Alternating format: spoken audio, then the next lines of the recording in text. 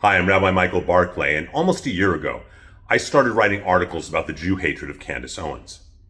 So much so that her producer, Skylar, actually called me and 4 times in a conversation pleaded that I should be on her show to educate her. Why do Jews think that she's anti-Semitic? Why do people think that she doesn't like Jews?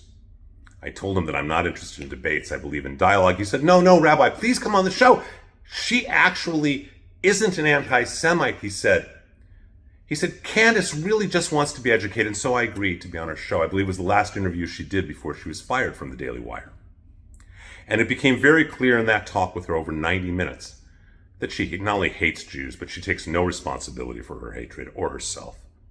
It became clear that she's a relatively ignorant young woman, and it became extremely clear she wasn't interested in dialogue and definitely not education. She was only interested in incendiary comments with the hope of getting more clicks, more fans, etc. What she did since then has been horrible. She has denied the Holocaust. She has claimed that Joseph Mengele, the horrific Nazi doctor, that his own documentaries were faked.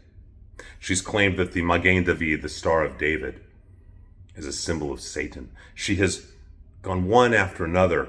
She has done this vitriolic trope. And today she again went so far in a debate or dialogue, whatever you want to call it, with Shmuley Boteach. And let's be clear, Shmuley Boteach is not America's rabbi. He does not represent the vast majority of Jews in this country. In fact, he doesn't even represent Chabad, which is the organization that originally gave him his ordination. He speaks for himself.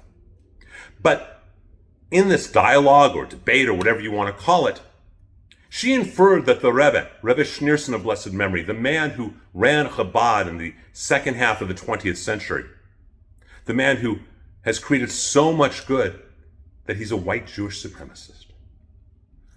And why can't we explore that? This is one of the holiest men on this planet in the last century. And I'm not a Chabad rabbi, but I have the greatest respect for this man of blessed memory. His good works were not only during his lifetime, but continued well after and subsequent to it, continuing today. And how dare she do that? Now, I believe in the right of free speech. God bless her. She can say whatever she wants. We also have the right and responsibility to make it clear that that kind of hatred spewed from that young woman is castigated. That we make it clear that kind of hatred has no place in the conservative movement, in the Republican Party, let alone it has no place in the values of America. And so my prayer for all of us is that we choose to reject the hatred of people like Candace Owens, specifically her, and instead embrace the values of this nation, the values of respect, of caring, of liberty, and of freedom. I'm Rabbi Michael Barclay. Shalom.